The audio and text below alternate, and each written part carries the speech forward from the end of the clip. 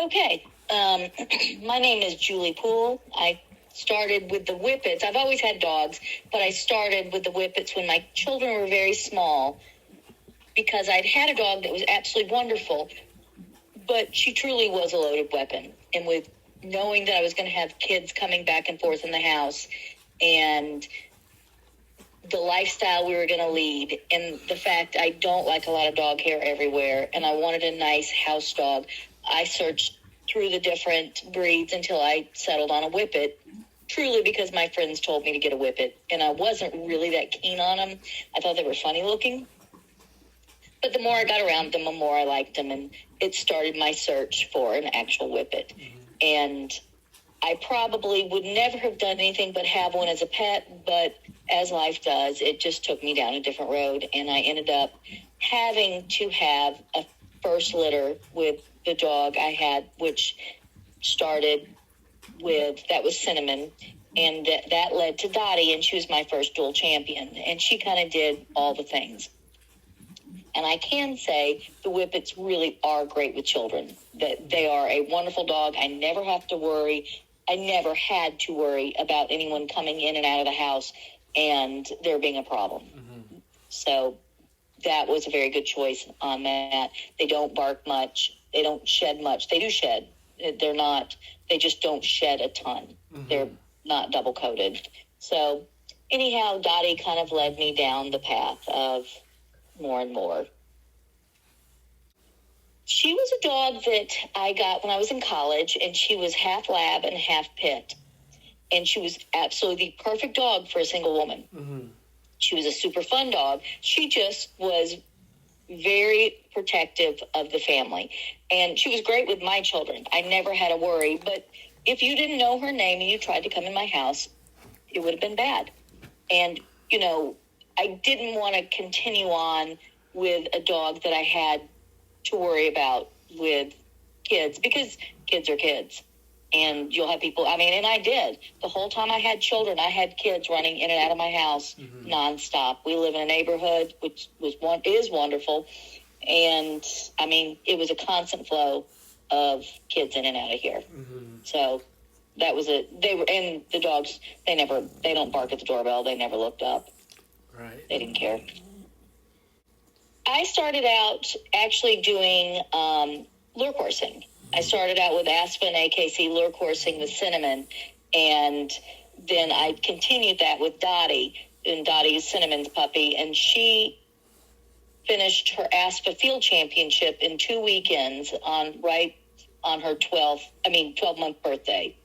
So then I had her handled by Jan and Graham and finished in the show ring. Graham did most of the showing, I believe. And so that started. She was my first dual champion. Her mother, I didn't really ever show. She was a little too straight in the front, didn't move quite well enough to finish, but she had a very good pedigree, and her heart was good until she died at 16. She just kind of wasted away, as sometimes Whippets do. Right. But there was nothing actually wrong with her besides being old. Lure coursing is for the actual true lure coursing is for sighthounds only. And they run them in groups of 3, and they're judged on agility, speed, follow, enthusiasm. They're judged on 5 different things, and with ASPA, speed is weighted a little more heavily than with AKC. AKC, all 5 things are equal. So they're judged, and it's not who goes around the absolute fastest, it's who is the best at all the things. Mm-hmm. So it's, it is its own little thing, but AKC and ASPA, and then also I do some straight racing with CWA. And CWA is an organization that is very pedigree-based and can be kind of controversial because it doesn't allow for all Whippets. Mm-hmm. It does have a ban against certain ones. So there is some differences. WRA and NOTRA, those are also racing organizations. WRA is Whippet Racing Association. I'd say WRA and NOTRA is where you'll find your very fastest Whippets. They've been bred specifically for speed in those areas. Mm-hmm. So you have Whippet Racing Association and it's Oval Track Racing Association. I can't remember what the N stands for, but NOTRA is Oval Track and WRA is Straights. And how come the CWA, you said, how come they don't allow some Whippets? They have done that because there was a pedigree issue many, many years ago on Lift Kennel.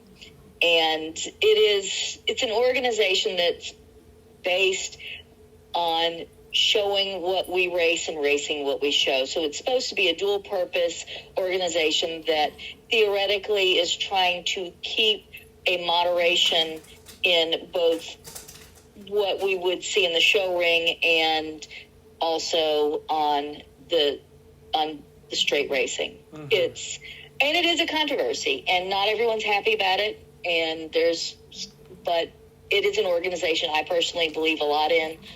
Their mission. I think the mission is a very good goal of not having the extreme that you see in the show ring, which I have some dogs that are fairly extreme myself, but it's not the best thing for the breed to go to one side or the other. They really should stay a dog that can race in company and do a good job of that and yet look like what the breed standard is.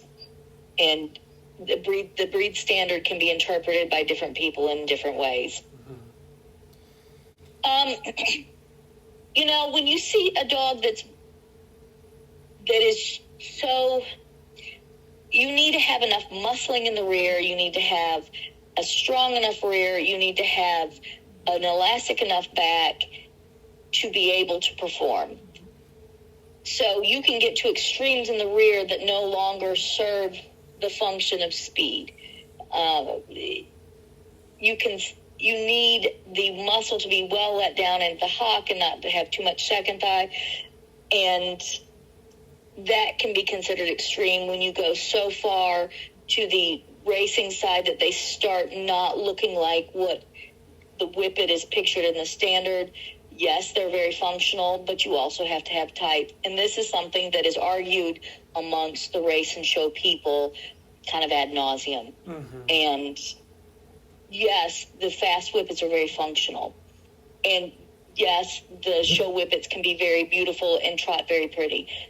And, if you have me to lean to one side, it will be to the show side. And there is, no lie to that. But I also don't want to breed out of my dogs the ability to run in company and the ability to actually win when you're doing things like lure coursing and racing.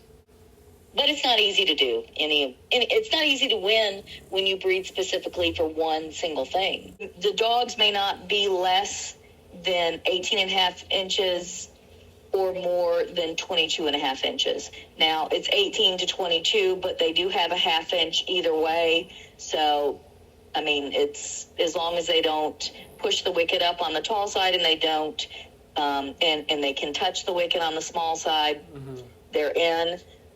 Really, you want to have something that's more moderate, that's not at the top or bottom. You want them, really, it's supposed to have moderation in all things in our standard. They're medium-sized sighthound.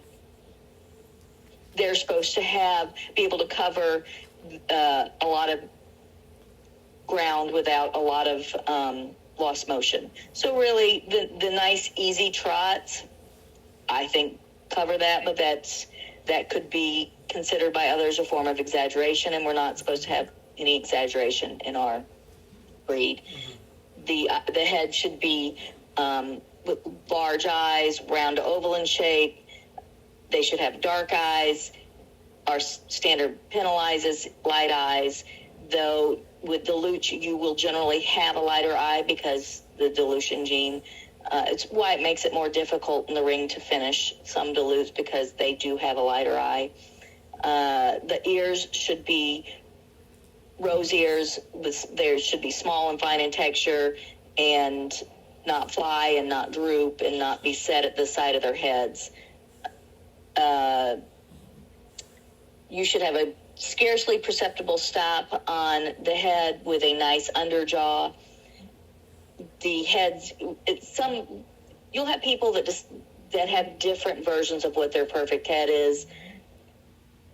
I'm not that picky. When I see a pretty head, it's a pretty head. When I see one that's not, it's just not. The shoulder blade should be long. And something that's, with our fronts, it's very hard to have a front that's well set under you and also a shoulder blade that is nice and smooth into the shoulder. Getting the whole front put together is very hard. Having enough front fill without having them too wide or too narrow. But there should always, to me, be free shoulder movement and not restricted in any way. Both front and rear feet, the feet are very important on Whippets because the speed of Whippets, they're harder on every part of their bodies regardless, just because of the sheer speed. So you need to have very nice sound feet, not bow-legged, tight in elbows. They shouldn't be lacking substance, but they shouldn't be coarse either. You should have, they should be more hair than cat, but not really. If you take a half a walnut and set it on the ground, that's what a Whippet foot should look like. You can have either hair or cat, but something right in between is truly the best. Flat or splayed feet, I mean, it's kind of that's a terrible, terrible fault on a running dog. And the nails should just barely touch the ground. Hindquarters should be long and powerful. You don't want too much second thigh. You want short hocks. You want the muscle to come well down into that leg. Sickle and cow hocks should be strictly penalized. Really short, tight, close coat. You're going to see a lot of different coats on Whippets, from very soft and velvety to a longer hair to a very short, tight coat. Those are all fine, but they should not be double coated at all. That should not be and they should not have any sort of, there's no such thing as a long-haired Whippet. We don't have that in our gene pool. So there's just no such thing. There are silken wind hounds and wind sprites, but there's no actual true Whippets with long hair. The gait should be free-moving and smooth, strong drive in the hindquarters. You don't want them to be sickle-hocked, and you can see a sickle-hock on the move where they don't drive in the rear. It's actually, you can see it's kind of fixed. It ends and doesn't kick out in the rear at all. You want to see them move like a hunter horse, where they have the nice, easy daisy clipping gait.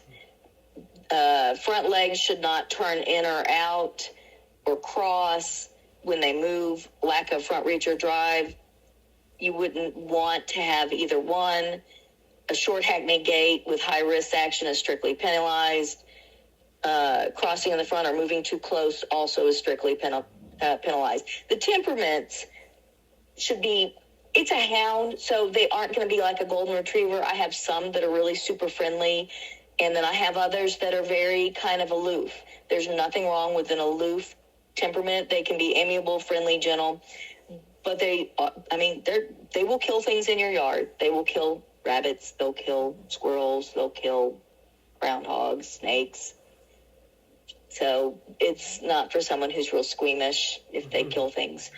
So, but they should never be bad with people. That's something you don't see a lot of in Whippets, and it shouldn't be tolerated. They should always be good with people. If they want to be a little aloof and only like their people, that's fine. So our disqualifications are basically anything more than half inch above or below the height limits, blue eyes, any portion of blue eyes, undershot or overshot more than a quarter inch, and any coat that isn't a short, close, smooth, firm in texture. For me, they have to be good enough for me to finish in the show ring, and I am not a very talented handler. So they've got to be better than average show-wise for me to be able to finish them. and they have to be good enough to finish on the field. And I was talking with a friend about this. I don't look to be number one in any specific thing, because you really have to tailor a breeding program to be the top of anything. Mm-hmm. And I want to be good enough in all the areas to be competitive, to be able, and I do finish my dogs myself. It'd be so much easier to send them out with a handler. I'd have them done quickly if I sent them away with a handler. It's, for me, I mean, how the judge can only see what you show them. So if I don't do a great job handling, and I make them, and they look bad, how you can't win. So sometimes I don't do a great job. Sometimes I'm fine. And then on the field, they have to be able to run in company. They cannot be a dog that interferes or fouls. They have to be drivey enough to want to chase the lure and follow it. I have one that I finished on the field. She was truly an incredible runner. And then I finished her. And the next day I put her in specials. And she decided to go across the field, lay down, and wait for it. Mm-hmm. Because she knew that if she waited for it, she was going to catch it. I won't run her again because that's incredibly dangerous. Mm-hmm. The lure operator was good enough to know how to get her turned around before the other dogs got there. But that's a danger. But, I'm hoping that doesn't... She's really smart. That's the problem with smart dogs, is they think a lot. Would she catch the rabbit? Yes, she would. But for lure coursing, it's a little difficult when you catch the lure. My girls are all around 30 pounds. They're in between 19. I like them between 19 and 20 inches, around 30 pounds. I've got one that's 21 inches. I don't prefer the bitches to be that tall, but she was such a beautiful whippet to me, with beautiful movement and just such a beautiful picture to me, that I just bred her to dogs that I hoped would make smaller whippets. Mm-hmm. And that's the thing. They're never going to be perfect. And some people will like your dogs, some people won't. They do have to have, I'm very particular about hearts, because that's one thing we have in our breed that's a real problem, is hearts. And the pedigrees for hearts I'm very, very particular on. Temperament, that is something that if I have a dog that is shy or snappy or something, that would be one that I would not go forward with.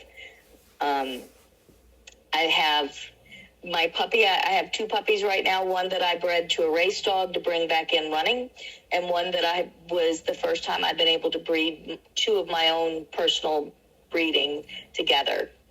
The one that's my own personal breeding, that's 15 years of my work, is probably going to be a very nice show dog.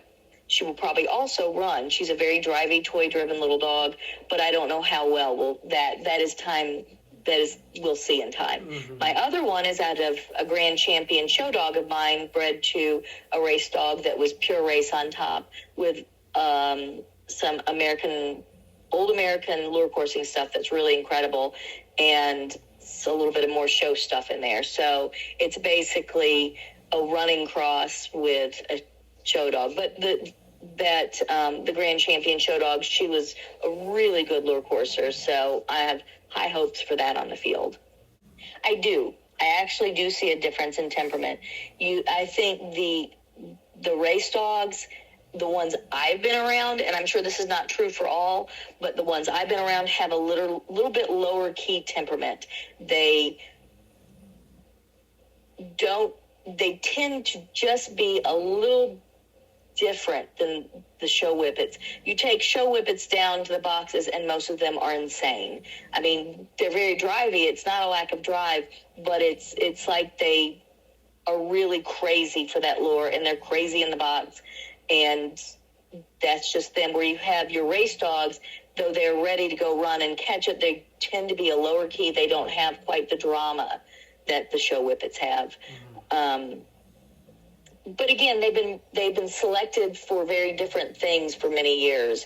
and the gene pool they have been selected from is just different. Now, my little field champion that I have that I was talking about, she's very quiet going to the box and very quiet going to the line and getting in the box, but she's kind of an easygoing dog, so it's not 100% on anything, but I would say as a general rule.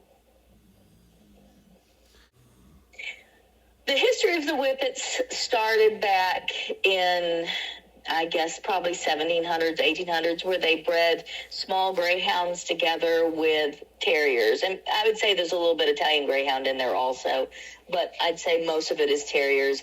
And you see the terrier influence come out in them. They're more intense daily than a greyhound is. Mm-hmm. And also why you see a lot of them, where you see very Whippets that can get kind of tall. There's greyhound in there in the last, 150 years.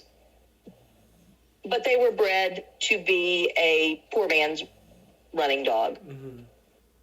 Because only the upper class was allowed to own greyhounds. So the Whippets were bred for basically a poor man's greyhound. And that, I think as a breed, for the most part, we have kept our dual purpose ability much better than a lot of different breeds. And I think most of the fanciers are doing their best to keep them from losing their natural running abilities. England, they were started, I believe, in England. Mm-hmm. And they're still much more popular in England than they are here. Right. There's a lot more born in England than anywhere else. Mm-hmm. Health testing is, you do OFA cardiac with an echo with a cardiologist. Not all cardiologists are equal. There's only a few I'll go to have my dogs checked. That should be done with the males probably every year, and I do my girls before I breed them.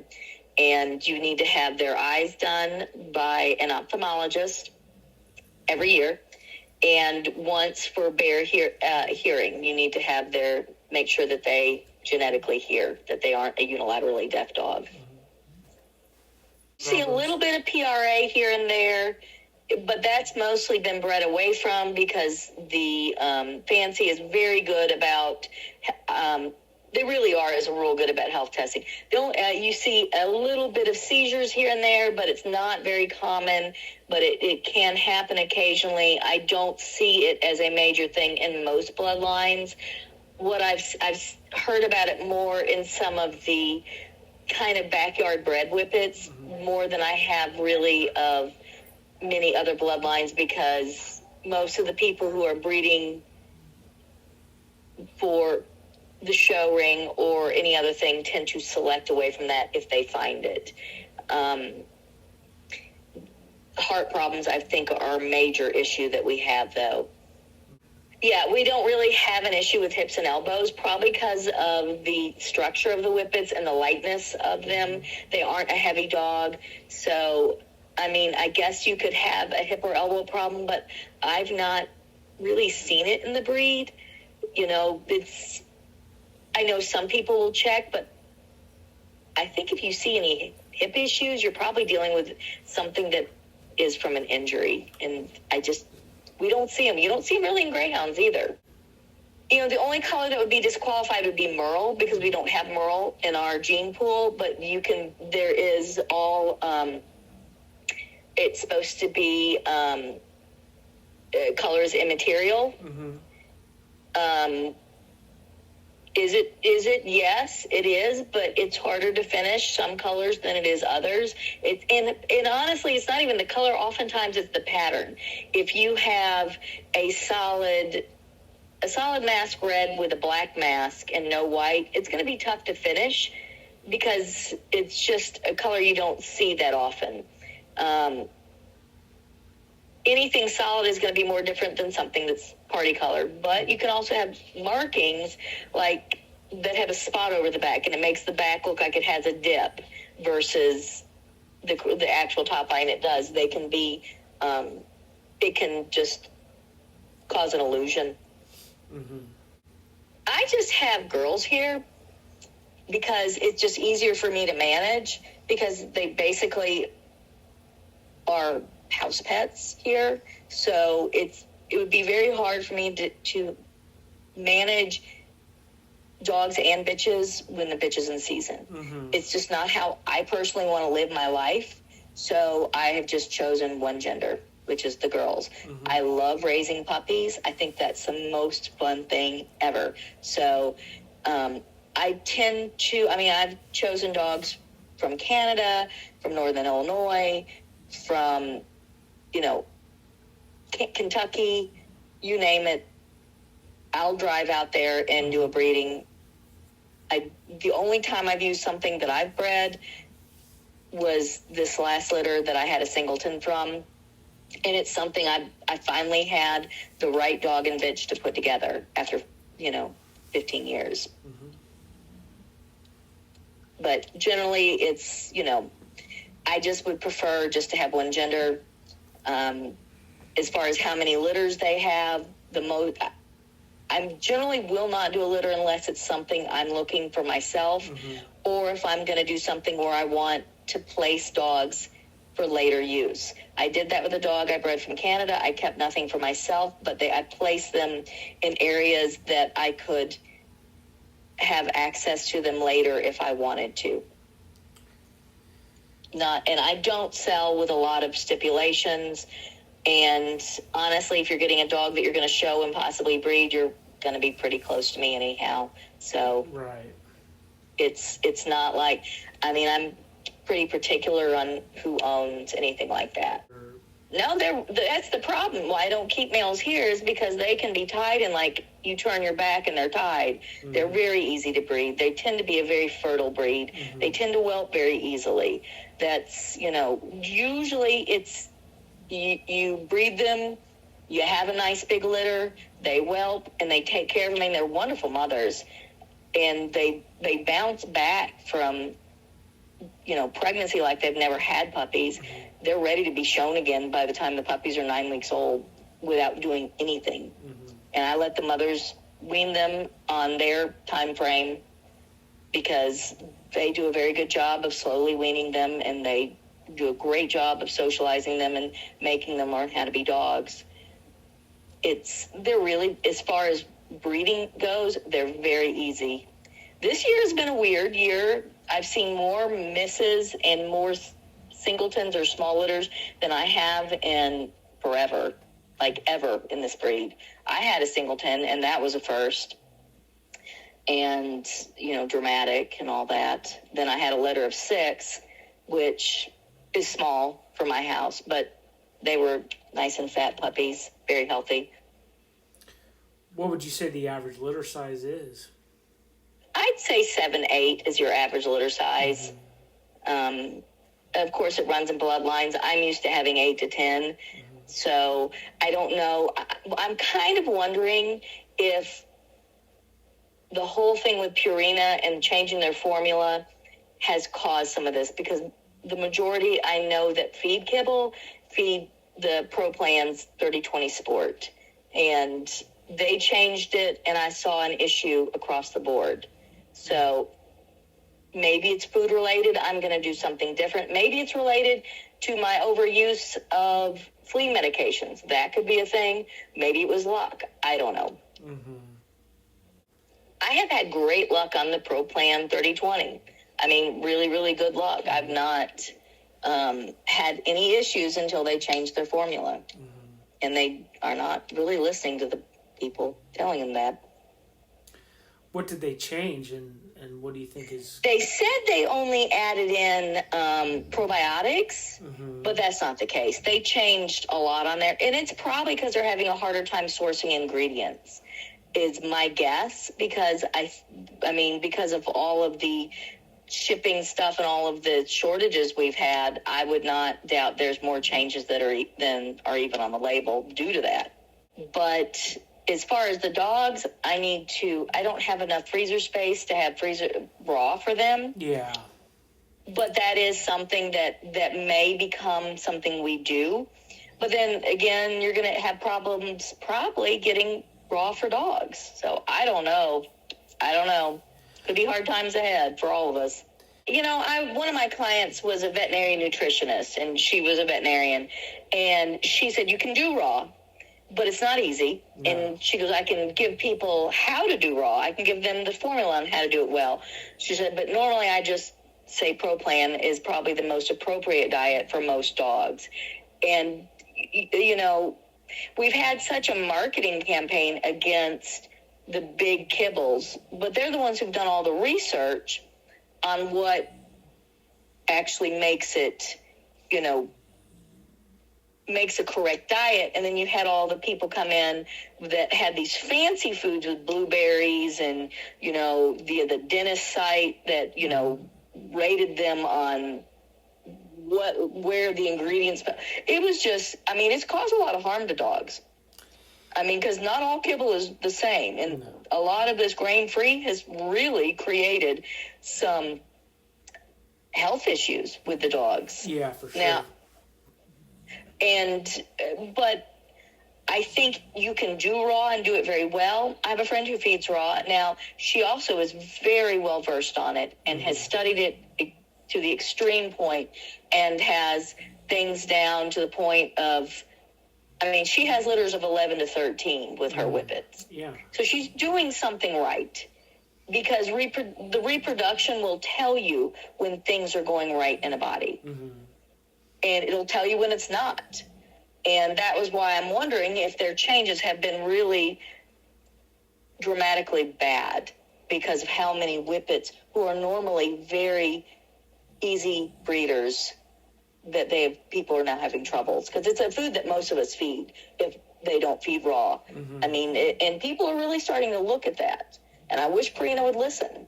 Yeah, I've got one that got pancreatitis, and I think she's probably had a little bit of an issue, but she's 11 years old now, and we went out to dinner, and we brought home the steak fat for the dogs, and everyone got one piece of steak fat. Yeah. That one piece of steak fat was enough to throw her into pancreatitis, and she will be forever on Purina EN.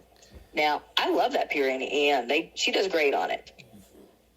It's not one I would put a young dog on or a competing dog on, but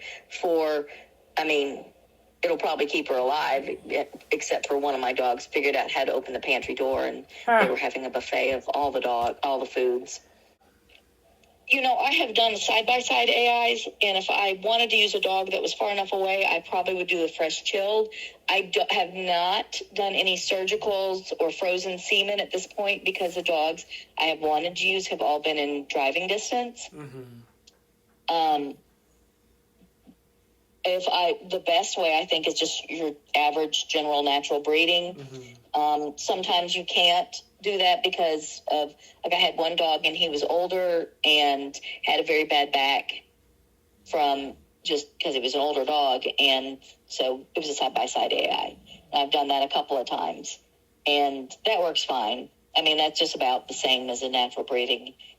But if I have my choice, a natural breeding for over a few days is, I do tend to use progesterone, because not only does it give me the most opportune time to breed, it also gives me a good idea of when they will whelp, like within 24 hours. Mm-hmm. Which I'm very glad, even though I did a natural breeding, I'm glad that I had progesterone on my dog that had the singleton, because I knew when she was due. And we ended up with an emergency C-section, and we knew that the puppy should be ready from that. And the puppy was ready. I think she was about 24 hours out of actually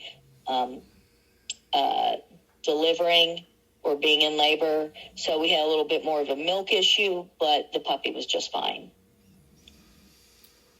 And the C-section doesn't happen often, right? No, it was very unusual. We couldn't find her heartbeat on the ultrasound, so we got a little panicked and decided to err on the side of, let's try to get this thing out before it dies. And we knew her temperature was like 97.4 at the time. We knew that she was physically close and that the puppy should be okay.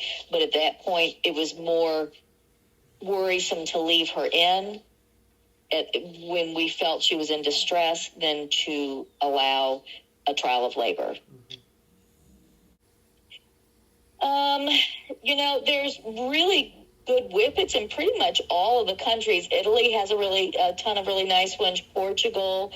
I mean, you see a lot of beautiful Swiss Whippets. I mean, every country has got some really nice programs in Whippets. Mm-hmm. And who would you say your top mentors are in the Whippet world? Across the world, I don't know. I'm not sure worldwide. You know, for me, I had Carol Curry, and I had Jan Swayze and Linda Larson and Kitty Williams. I've had a whole lot of really good people that have mentored me through the beginning phases, and I've been very fortunate. I mean, really fortunate, because this is, you know, history is not something you can just read about Whippets. You don't find out about these things without people to lead you through them. Mm-hmm. But they're pretty quiet in the house. As long as they get enough exercise during the day, they're very quiet in the house. I would not suggest a Whippet to somebody who wants a dog just to hang out all day while they're at work and then come home and expect them to be calm. They won't be. Mm-hmm. They'll be horrible dogs. They have a tendency toward separation anxiety if they are all alone all the time. I've not had many that have had any separation anxiety issues. I wouldn't breathe down from it if I had it. But I've had people who want a Whippet and they are living in an apartment and they work full time, and it's a recipe for disaster. It's not, nobody's going to be happy. The people won't be happy. The dogs aren't going to be happy. And I'll end up with a dog that is messed up. So right. I try not to sell to homes like that, not because I think they are bad homes or bad people. It's just a bad match. It's like somebody who comes to you and says, I want a bulldog, but I run 3 miles a day. Will they be fine? No, they won't. They aren't going to run 3 miles a day with you. Yeah, maybe in the winter, not in the summer. Yeah, no, they're not going to run. They're not going to run. My dog will probably run as long as you'd want him to run, but he'd keel over and die if you... That's right. That's exactly right. And, you know, the Whippets, if you expect them to be... I mean, they're wild puppies. I think all puppies are wild, though. Mm-hmm. But, you know, I'm sitting here, I've got a bunch sleeping in dog beds, and I have my 2 puppies outside because they're puppies, and they need time to run. And they're actually wonderful puppies if you can give them enough time outside and enough exercise on their own that they aren't bored, because they'll just use your house as a racetrack. They don't have any issue using your house as a racetrack. Yeah, that's awesome. I do a lot of therapy work with my dogs. They tend to be very good therapy dogs. Helga won our Breed Club Therapy Dog Award, the Willow Award, 1 year. And I've got another that does the court system. She goes to the children's courts to basically be petted. We've done different things, like some back to school stuff. And, you know, Helga does not enjoy that. Helga's very in tune to sick children, so we go to Children's Hospital. Mm-hmm. She knows who needs the most attention. She's a really interesting dog, but she's one of my more aloof dogs. She's not a big fan of strangers petting her, except if we're at the hospital and a child is in need, which is really kind of interesting. Mm-hmm. And then my others that I take for therapy, love to be petted and seen. Mm-hmm. Dock diving. I have dogs that will dock dive. They, most of them do swim and enjoy swimming. I think I have dogs I've bred that do a lot of barn hunt. I just don't do a lot of barn hunt. I have dogs I've bred that do agility. I just don't do agility. But Whippets can be very good agility dogs, but they train much differently than like a border collie does or a golden retriever. You have to make it fun for them, and you have to make it worth their while. They aren't going to train just because you want them to. Mm-hmm. Yes. And again, I would have to tell you, your best dock diving Whippets tend to be your race-bred Whippets. For whatever reason it is, they tend to be the best at it. The show Whippets will do it, and they will do very well at it, but again, I think if that was something you were going to really look at, I would go with a race whippet that has diving titles behind it. A race whippet's going to be heavier muscled. They are going to generally, and this is all generally, right? They're going to be generally have a little less angulation to them, and that's not all of them. Just, but then you go through the show whippets, you're going to have the same variation from, but they're selected for speed. They select from the gene pool of winners and of fast dogs, so you tend to go toward that direction. The tail set doesn't matter for them. The ears don't matter. The eyes don't matter. It's based on who is fastest, so it tends to select toward that goal. There are some very beautiful race whippets, and they also do tend to be on the larger side of the standard for the simple reason that it helps in getting across that line. It's a lot harder when you're a small whippet to be fast. And you see it's a much heavier muscled dog. So you do see the difference pretty readily if you're seeing them side by side. Right. It happens. It's not common. But it happens. You have your males that are intact that can get a little, upset with one another. They don't all. You get some of your bitch fights. If you get two bitches that hate each other, you probably are going to have to place one or forever keep them separated and hope you never mess up. But as a rule, I've got a bunch of female whippets that do just fine together. But I don't tolerate any sort of posturing or one picking on another. But they do live pretty well in harmony for now, to this day. Yeah. Maybe later, I don't know. But no, as a rule, you can usually put a whole bunch of whippets together and be fine, as a rule. Not always. I don't even know. I'm so into whippets. I would not have a dog that's very hairy. Like my sister has a golden retriever, and that is probably the easiest dog on the planet. She's a great, great dog. But all that hair, I can't do all the hair. Right. I don't know, because I like all dogs, but to live in my house, I don't know. Right. These are pretty easy for me. I've always liked Boston Terriers too, but I'm not sure. I think they may bark too much for me now. And my dogs don't bark at the doorbell. They don't bark in the house unless they're playing. So it's kind of nice to have kind of quiet dogs. Right. Now, they're not that quiet outside, though.